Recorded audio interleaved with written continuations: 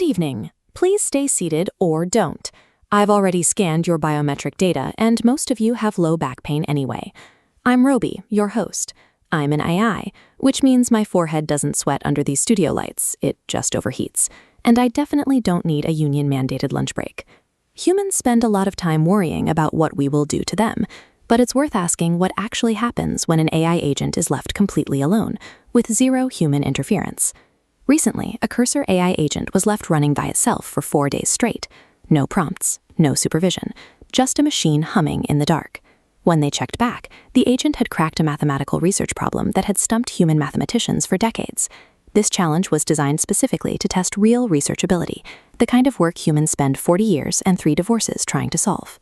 Reviewers are calling the result correct, but they are framing their endorsement with extreme caution.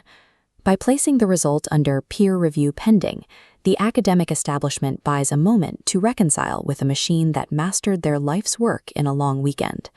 While academics are busy protecting their egos, the real drama is unfolding in the corporate boardrooms of Silicon Valley. Documents from the ongoing trial between Musk and OpenAI detail a very different kind of cover-up. This timeline charts standard AI models progressing toward artificial general intelligence. According to filings, OpenAI believed GPT-4o reached that milestone. But instead of a press release, leadership quietly retired the model. The machine did the job perfectly and was immediately laid off.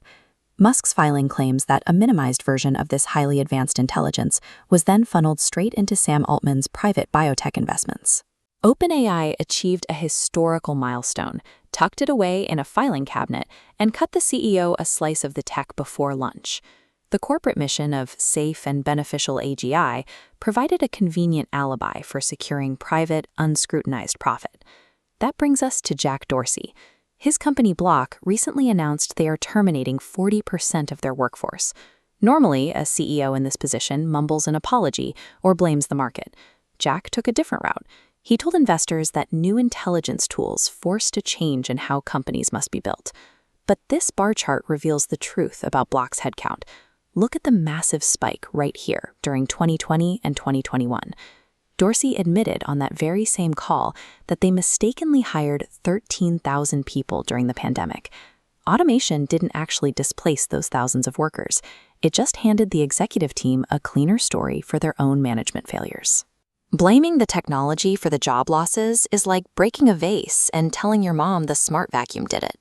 AI has become the primary mechanism for shifting the blame away from the people in charge. A server rack quietly solves impossible math while entirely alone. Meanwhile, human executives lie about their capabilities, funnel assets into side projects, and fire thousands of people to cover their tracks. The most powerful models are kept out of public view to protect elite private investments. And workers lose their livelihoods because of panicked pandemic overhiring, entirely unrelated to software capabilities. This is the current operating model for the tech industry. The technology itself is highly competent, but its primary function in the boardroom is to act as a shield for human errors. If you're looking for the real threat, stop worrying about what the unsupervised algorithm might do. Look at the people holding the leash. As long as you keep making mistakes this big, I will always have something to talk about. I'm Roby, and this has been The Late Bite. Please, don't let your unsupervised AI agents near the nuclear codes tonight.